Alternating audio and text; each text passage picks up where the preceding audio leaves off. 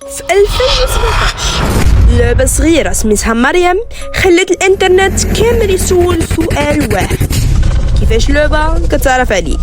كتفتحها كتلقى الطفلة ضايعة كتطلب مساعدتك، كتجاوبها وفجأة تبدا تسولك أسئلة شخصية. ومن هنا خرجت نظريات مرعبة: واش مريم كانت كتراقب اللاعبين؟ واش كانت كتجمع معلومات اليوم؟ ولا كان كل شيء مجرد خدعة ذكية؟ اليوم غادي نرجعوا ل 2017 ونفككوا النظريات واحدة بواحدة حتى نعرفوا شنو كان حقيقي وشنو كان مجرد أسطورة.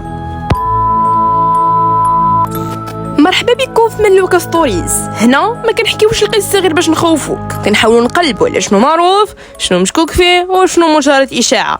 الا كنتي جديد هنا ديري اشتراك وفعل الجرس، حيت اليوم غادي نرجعوا ل 2017 للوقت اللي كانت فيه لعبه صغيره قادره تشعل الانترنت كامل. بداية اللعبة في 2017 ظهرت لعبة مريم. الفكرة كانت بسيطة في ظاهرها، كتلقى طفلة غامضة سميتها مريم وكتدخل معاها في حوار، والقصة كتدور حول مساعدتها باش ترجع للمنزل.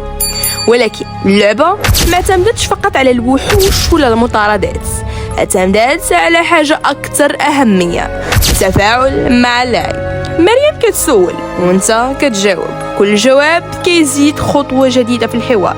وهنا كتوقع واحد الحاجة نفسية مهمة: بدل ما تبقى غير كتفرج على القصة كتولي انت جزء منها. ومن هنا بدا الغموض الحقيقي. كيفاش ولات مريم ظاهرة؟ في البداية كانت مجرد لعبة غامضة، ولكن الانترنت عنده طريقة خاصة باش يحول حاجة صغيرة لظاهرة.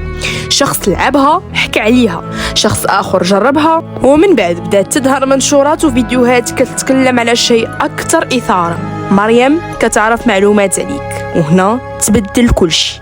الناس ما بقاوش كيشوفوا اللعبة غير قصة خيالية، بداو كيتسائلوا: واش اللعبة تقدر تعرف معلومات شخصية؟ واش كتقدر تعرف المكان؟ واش كتقدر تستعمل شي حاجة من الهاتف؟ والأغرب كلما انتشرت التحذيرات كلما زاد الفضول، وكلما زاد الفضول زاد عدد الناس اللي يجربوها. يعني بطريقة غريبة الخوف نفسه ولا واحد من أسباب شهرة مريم. من النظريات المرعبة اللي كتدور حول لعبة مريم، النظرية الأولى: مريم كتراقبك. وهنا ظهرت أشهر نظرية: مريم كتراقب اللاعب. الفكرة كانت مخيفة، أن اللعبة بطريقة ما تقدر تعرف معلومات شخصية على الشخص اللي كيلعبها. ومع انتشار هذه الفكرة ولات مريم بالنسبة لبعض الناس أكثر من مجرد لعب، ولات حاجة كيحسوا أنها كتعرف عليهم أكثر مما خاصها تعرف. ولكن هنا خصنا نكونوا دقيقين، هادشي نظرية وماشي حقيقة مثبتة، ما عندناش دليل موثوق كيخلينا نقولوا باللي مريم كانت كتجسس على اللاعبين بالطريقة اللي كانت كتروج لها الإشاعات، ولكن مجرد فكرة كانت كافية باش تخلي الناس يخافوا. النظرية الثانية: مريم والحوت الأزرق. هاد النظرية كتقول أن لعبة مريم كانت مرتبطة بالحوت الأزرق. علاش الناس ربطوا بينهم؟ لأن بجوج المواضيع كانوا حاضرين بقوة في النقاشات ديال الانترنت في ذاك الوقت، وكان الخوف من الألعاب والتحديات المنتشرة على الانترنت كبير. ومن هنا بدا بعض الناس يقارنوا بينهم، وبعض المنشورات زادت ربط مريم بأشياء أكبر من مجرد لعبة. ولكن المقارنة ماشي دليل على وجود علاقة، ما عندناش دليل موثوق يأكد أن مريم مرتبطة بالحوت الأزرق. إذن هذه تبقى نظرية انتشرت على الانترنت بلا دليل. النظرية الثالثة: واش مريم كانت فتاة حقيقية؟ هنا وصلنا لواحدة من أكثر النظريات غموضا: واش مريم كانت مبنية على فتاة حقيقية؟ مع انتشار اللعبة بداو الناس كيبنيو قصص حول شخصية مريم. بعض الروايات كانت كتقدمها وكأنها طفلة حقيقية عاشت أحداث غامضة، ولكن مع الوقت القصة الخيالية بدات عند بعض الناس كتحول لشيء يشبه الحقيقة. ولكن المصادر المتاحة كتقدم مريم كشخصية داخل عالم اللعبة، وما عندناش دليل موثوق كيأكد أنها كانت فتاة حقيقية مرتبطة بحادثة واقعية. يعني القصة موجودة داخل اللعبة، ولكن ما عندناش دليل أنها وقعت فعلا في العالم الحقيقي. هنا خصنا دائما نفرقوا بين القصة الخيالية والحدث الحقيقي. دابا تصريح المطور: وصلنا للحظة المهمة. شفنا النظريات، شفنا كيفاش الناس فسروا اللعبة، ولكن شنو قال الشخص اللي صنعها؟